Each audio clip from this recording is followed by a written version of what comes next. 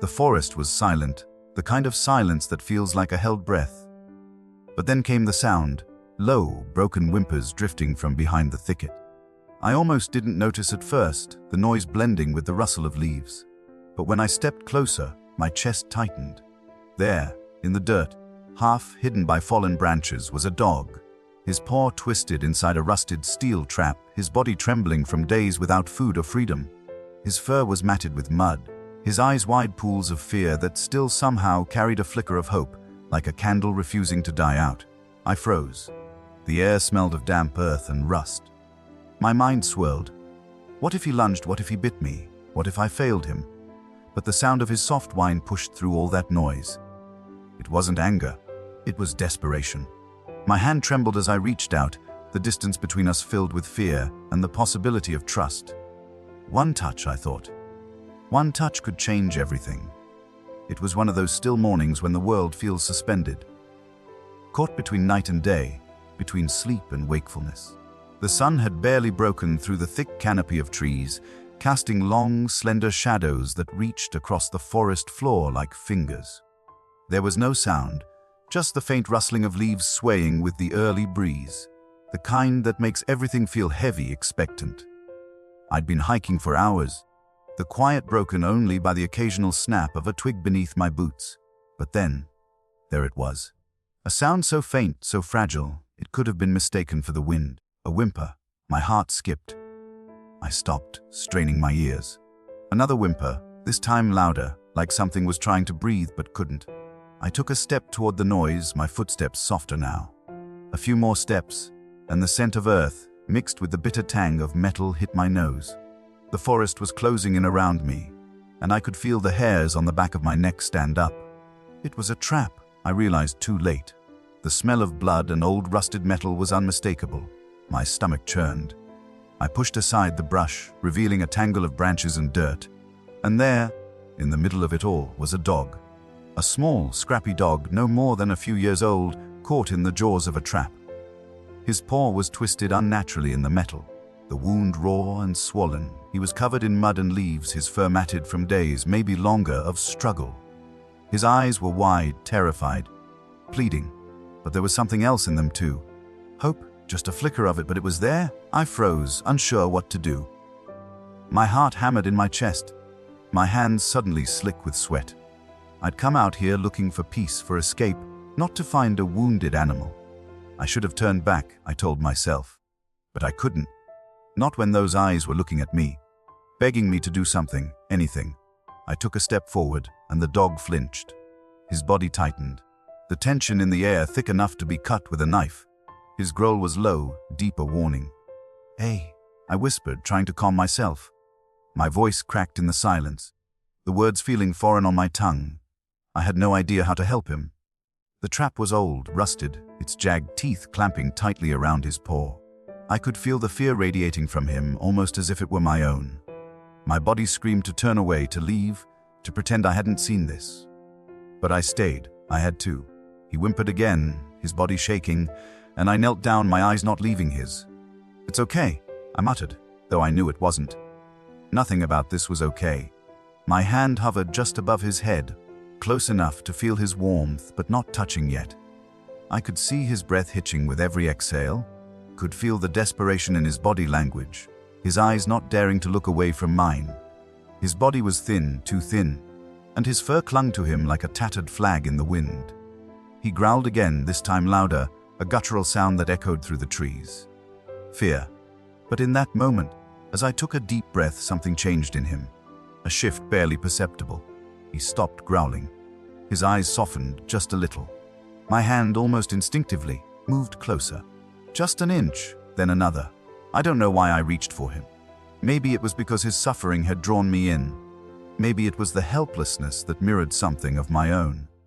Or maybe, just maybe, it was because we both understood what it meant to be caught, trapped in something we didn't deserve. And just before I could touch him, he let out a breath, trembling as though he knew this moment could change everything. The world around us seemed to shrink, the forest dimming as the silence thickened. The only sound now was the rhythmic beating of my heart. I couldn't decide if it was my own pulse or the dog's that I could hear so clearly. Slow, measured, fragile. His eyes still locked on mine, flickering with that same mixture of fear and the faintest spark of hope, like an ember waiting to be fanned back into life. I paused. The thought of reaching out again was terrifying. My fingers twitched, hovering just inches from his head, the air growing colder, as though the trees themselves were watching, holding their breath. I could feel the weight of the decision pressing on me, pulling me in two directions. One side of me wanted to leave, to walk away, to save myself from whatever might come next. The other side, the side that had never felt this pulled toward anything before, whispered that I had to stay. He flinched, his body instinctively shrinking from the movement of my hand. His growl softened but still rumbled deep in his chest, a warning from a creature too used to being hurt to trust easily. "I'm not going to hurt you," I said, though the words seemed weak, falling into the empty space between us. My voice barely cut through the tension that hung in the air. His eyes, wide and unblinking, studied me carefully. He was trying to read me, just as I was trying to read him. The leaves crunched beneath my knee as I shifted, lowering myself closer to his level. The cold ground beneath me seemed to seep into my skin, and the smell of damp earth filled my nose. The trees stood like silent sentinels around us, their branches creaking in the stillness. I reached out again, this time a little slower, giving him time to process it. The dog didn't move, his chest rising and falling in sharp breaths, but his eyes didn't leave me. It was a dance, this quiet exchange of trust, and every inch felt like a battle. I wasn't sure if I was waiting for him to bite or for him to finally surrender. But there was something in those eyes, something so raw, so desperate, that made me believe this moment could tip in either direction. I reached closer, fingertips brushing the edge of his matted fur. He shuddered under my touch, his body tensing like a coiled spring, ready to snap at the slightest sign of danger. But then, as if sensing the sincerity behind my trembling hand, he hesitated, just for a second. His muscles relaxed ever so slightly. I exhaled. The breath I hadn't realized I'd been holding finally leaving my lungs. And in that brief second, I felt it, the shift. It wasn't large, but it was enough. Enough for me to know that this dog, this lost, broken creature, might just understand me, might just trust me if I showed him the smallest sign of respect, of kindness. And so I did. Slowly, I inched closer, my fingers tracing the outline of his ear, gently, carefully, as though handling something fragile, something delicate. His fur was matted, dirty from the days he'd spent struggling in that trap, but there was warmth beneath it. He didn't pull away this time. Instead, his eyes softened, a subtle change that made my heart ache. "Good boy," I whispered. The words felt foreign, too gentle for the brutal scene we were sharing. But they seemed to reach him. His body relaxed just a little more. The forest, still and quiet as ever, seemed to hold its breath with me. The air around us was thick with the weight of the moment. The pain, the struggle, the possibility of rescue, of salvation. And then, without warning, the light shifted. A single beam of sunlight broke through the dense canopy, spilling down onto us like a blessing. The shadows in the forest seemed to stretch and recede, and for a moment, everything was bathed in golden light.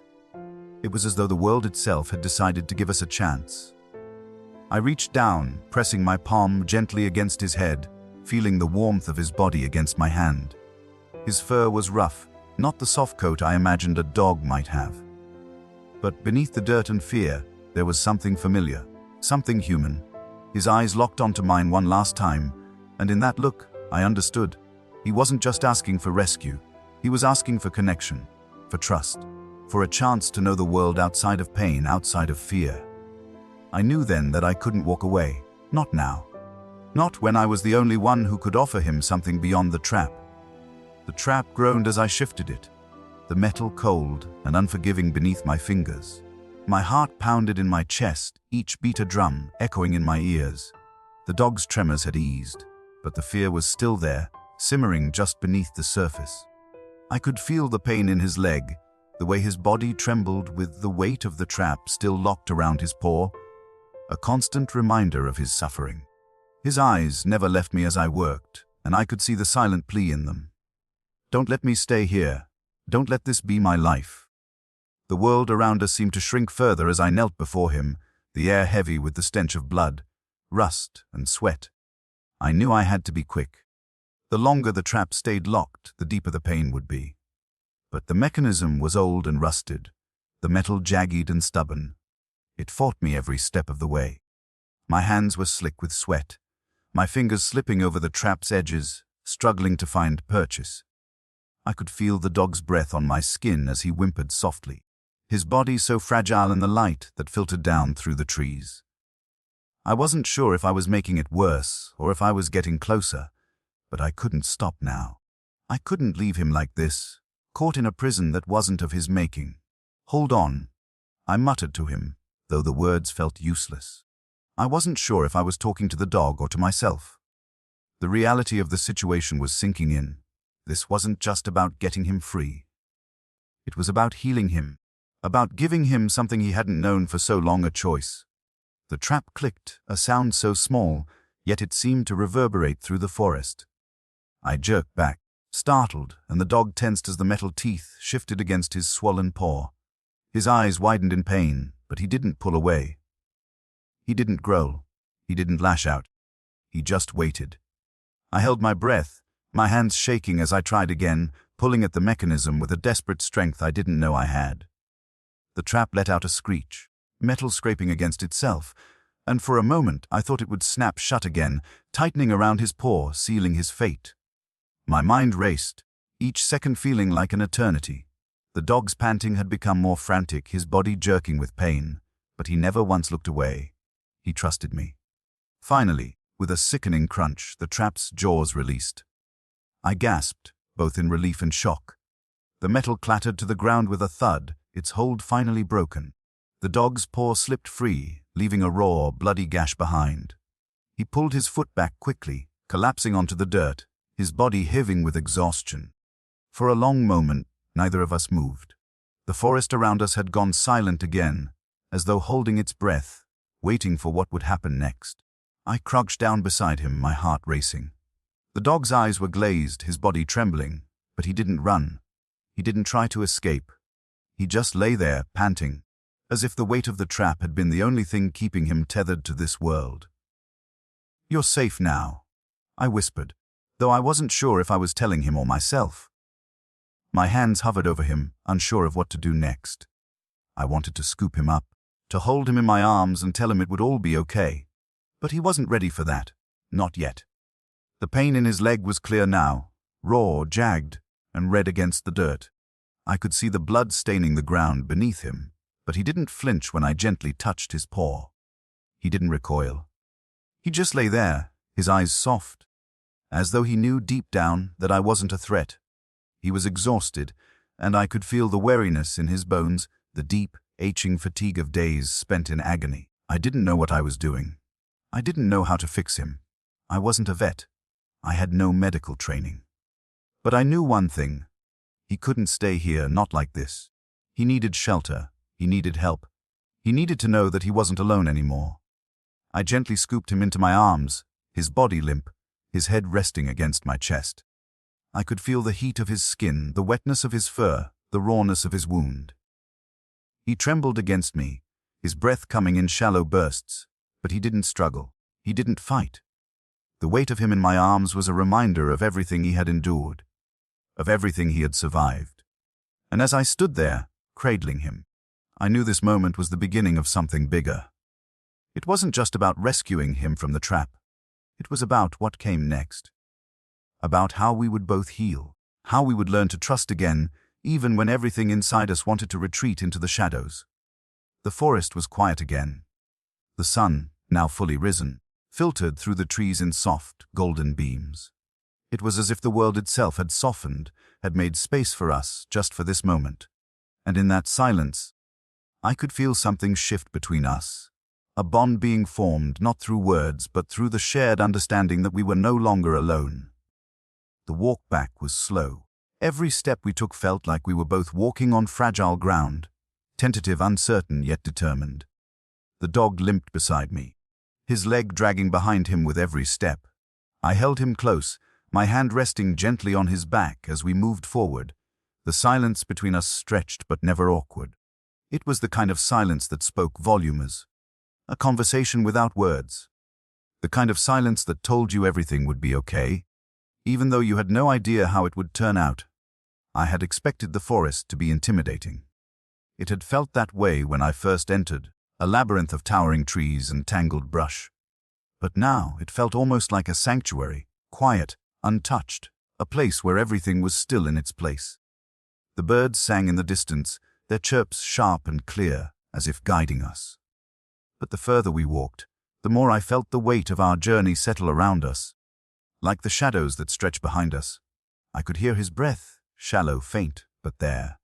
He was still with me, still walking, even though every step seemed to cost him more than the last. There was no turning back now. He couldn't go back to the trap. He couldn't go back to the place that had held him captive for so long. The world beyond those trees, whatever it was, felt like a distant dream. "You're doing good," I murmured to him, unsure if he understood. But his tail, though weak, wagged once, just enough to let me know he was still there, still fighting to move forward, even when the path felt impossible. I wasn't sure where we were headed. I hadn't planned for this. I hadn't planned for him. My mind was a mess of thoughts. How would I get him help? How would I care for him? Would he ever trust me completely? Or had this brief moment of safety only been a passing refuge? The sun hung higher in the sky, its rays piercing through the trees, bathing the path before us in soft gold. It felt almost surreal. Everything was too quiet, too still. The forest, the air, the dog beside me. All of it felt like a scene frozen in time. But as I walked, I could feel the uncertainty of the world pressing against me, as if reminding me that there were no guarantees, no promises of a happy ending. And yet, there was something in the way the dog moved beside me, limping but unwavering, that made me believe in the possibility of something more. We came across a small clearing, the trees parting just enough to reveal a stretch of grass, the soft blades brushing against our legs as we stepped into it. The light here was different, warmer, softer. The dog hesitated for a moment, his paw lifting, his body swaying as if unsure whether to continue. I bent down, setting him gently on the ground, watching as he gingerly shifted his weight. He was so thin, the bones of his ribcage visible beneath the fur, his body shuddering from the exertion. But his eyes, those eyes still held that quiet trust. He didn't run. He didn't pull away. He just watched me, waiting for what came next. I sat beside him, my hand resting on his back, feeling the warmth of his skin through the damp fur. The sun was beginning to set now, casting the clearing in a soft, amber glow. The air was cooler, but there was something calming about the way the world seemed to breathe around us. The dog's breathing slowed, and for the first time since I found him, he seemed at peace. The weight of his pain hadn't disappeared, but it was lessened, softened by the simple act of walking together, of being together in this moment. I didn't have answers. I didn't know how long the road ahead would be. But for the first time since I stumbled upon that trap, I knew one thing for sure. He wasn't alone anymore. We stayed there for a while, the sounds of the forest settling around us like a blanket, comforting in its familiarity. The dog laid his head on his paw, his body still trembling from the strain, but no longer fighting against the world. I looked down at him, my fingers lightly brushing through his fur. There was still so much to be done. I still needed to get him help, to find a way to heal him, to make sure he never had to endure something like that again. But for now, there was only this quiet, this shared moment of peace amidst everything else. The darkness was beginning to settle over the forest, the first stars blinking into existence above us. The cool breeze carried the scent of pine and earth, a reminder that time was moving forward. And so together we moved forward too. The days that followed were a blur of quiet recovery. I'd set up a makeshift shelter for the dog in the small cabin I had stumbled upon earlier. It wasn't much, just a place to rest and recuperate, but it was enough for him for now. Every night, I stayed by his side, watching him drift into sleep, his body still too frail but slowly gaining strength. His paw was healing, though the scars would remain, reminders of the suffering he had endured. But as the days wore on, something began to change in him. At first, he kept his distance, eyes always watchful, never fully trusting. It was as though his entire life had been built on survival, on pushing others away before they had the chance to hurt him again. He was broken, but in the quiet moments, when his guard slipped, I could see the flickers of something deeper, something softer. I wasn't sure when it started. Maybe it was the way he would rest his head on my lap when I sat on the floor, his breathing slowing as he let his guard down for the first time in years. Maybe it was when he finally wagged his tail at the sight of me, a small, hesitant movement, but it was there, a shift, a beginning. We spent mornings in the field, where I would sit, watching the sunrise while he lay beside me. The sun would warm our faces, and we would be still, as if the world had paused just for a moment to give us both a chance to breathe. He would watch me with that same unwavering gaze, as though he was studying me, trying to understand who I was, just as I was trying to understand him. He followed me everywhere, through the woods, to the edge of the river, back to the cabin. His steps were cautious at first, but over time they grew surer, more confident. He would wait for me to lead, but there was a sense of ownership in his eyes now, a quiet understanding that we were walking the same path, no longer separate, no longer alone. But there were moments, small moments, that made me realize how far we had come. When he sat beside me by the fire, resting his head on my knee, content in the warmth, I felt it. The bond. It wasn't built on grand gestures, but on these simple, quiet acts. His trust in me, my promise to keep him safe, to never let him go back to that trap. One evening, as the sun dipped low behind the mountains, painting the sky with deep oranges and purples, I sat on the porch of the cabin, my feet resting on the wooden steps. The dog, his name still undecided, lay at my feet, his body still, his eyes closed in peaceful rest. The world felt impossibly vast, yet, in that moment, so small. Everything we needed was right here. I looked down at him, his breathing steady, the soft rise and fall of his chest a reminder that we had both survived. I reached down and gently scratched behind his ears, and for the first time since we had met, he didn't pull away. His eyes fluttered open, and he gazed up at me with a softness I hadn't seen before. There was no fear in those eyes now, only trust. Only a quiet kind of gratitude, the kind that doesn't need to be spoken. In that moment, the weight of everything I had been carrying, the guilt, the fear, the uncertainty, seemed to lift. It wasn't gone, not completely, but it no longer felt so heavy. The dog, the creature I had once feared I couldn't help, had become a part of me, a part of this new life I was building. Together we had healed step by tentative step, until we had become something stronger than either of us could have imagined. As the stars began to dot the night sky, I stood up, my legs stiff from sitting, and stretched. The dog lifted his head, his ears perking up at the motion. He stood too, albeit a little slower than I did, his limp still present but less pronounced. I stepped back into the cabin, the door creaking softly as I opened it. The dog followed me inside, his paws padding softly on the wooden floor. I looked down at him, and he looked up at me, as though asking what came next. I didn't have all the answers, but I knew one thing.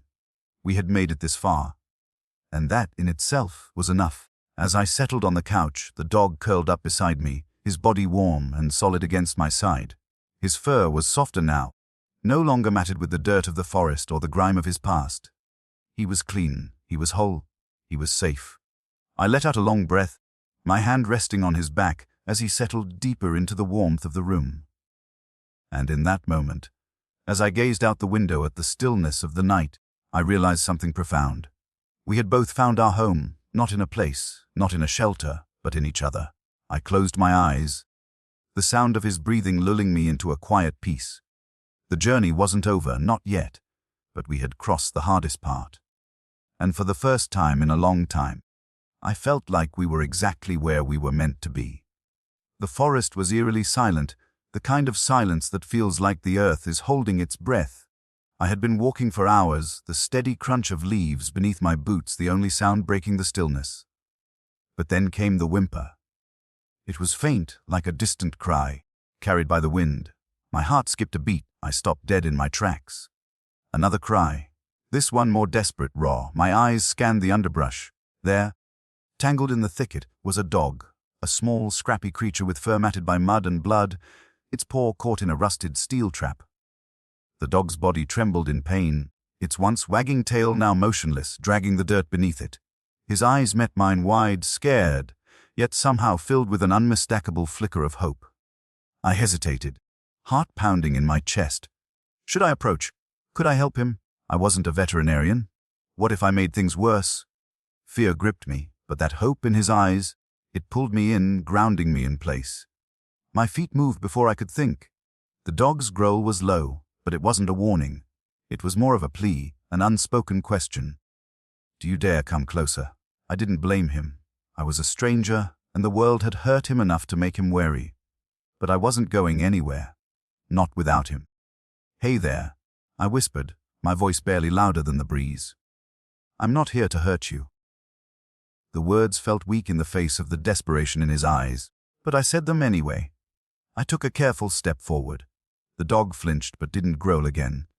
His body shook from more than just fear, exhaustion, hunger, pain. It was all there, written in the trembling of his body, in the wide, pleading eyes. I crouched low, trying to make myself as non-threatening as possible. The silence pressed down harder, the air thick with the weight of what I had to do next. My hands shook as I reached for him, my fingers brushing against the dirt, streaked fur of his head. His body tensed, every muscle coiled, and for a brief moment I thought he might snap. But he didn't. Instead, his body shuddered under my touch, his breathing slowing just a fraction. There was something in that moment, a shift, a realization. Maybe that told me we were connected in this shared space. The world outside us could be falling apart, but here, there was this. I was here. He was still alive. I looked at the trap. It was old, rusted, its jagged teeth dug deep into his swollen paw. The wound was horrific, the blood staining his fur, mixing with the dirt beneath him. This wasn't just a trap. It was a sentence. But that sentence wasn't going to be carried out today. I wouldn't let it. My hands moved carefully, trying to loosen the metal jaws that had held him captive for who knows how long. Every second felt like a lifetime, the metal scraping against itself, the trap stubborn, refusing to budge. I could hear the dog's soft whimpers, his shallow breaths, as if urging me on. Hang on. I muttered to him, my voice thick with emotion. Just a little longer. I won't leave you. I could feel the weight of the decision pressing on me. This wasn't just about freeing him from the trap. It was about giving him a chance to live, to find peace again. I wasn't sure I was strong enough to carry that, but I had to try. He was counting on me. Finally, with a sickening groan, the trap's jaws clicked open. The dog didn't pull away immediately. He hesitated, like he wasn't sure if this freedom would last. His body jerked as the trap released, and I could feel his pain rip through the air like a physical force. But then his paw was free, and for the first time in days, he could move again. His eyes found mine. No growl, no snap. Just a soft, fragile look of trust. I reached down to him, my heart swelling with a relief I hadn't expected. Slowly, carefully, I gathered him into my arms, cradling his limp, trembling body as though he were made of glass. The forest around us seemed to hold its breath as I carried him, each step feeling heavier than the last. I didn't know what I was doing. I didn't know where I was going, but I knew I couldn't let him stay in the forest, alone and injured. He deserved more than this. He deserved to be safe. We found shelter in an old cabin I'd passed by earlier that morning. It wasn't much, just 4 walls and a roof. But it was enough. Enough to give him warmth. Enough to give him rest. Enough to give him the hope he had so desperately clung to in those final moments before the trap snapped shut. The days that followed were filled with small, fragile steps. At first, he wouldn't let me get too close.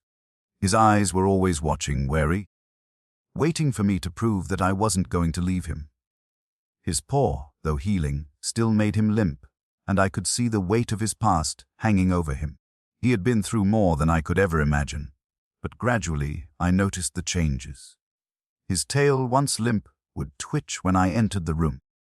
He'd lay beside me at night, his body resting against mine, finding comfort in the fact that he wasn't alone anymore. He would sit by the door when I went outside, as though watching over me, waiting for me to return. Each day he grew stronger. His fur grew softer. His eyes, once full of fear, began to soften, to trust again. But it wasn't just him who was healing. It was me too.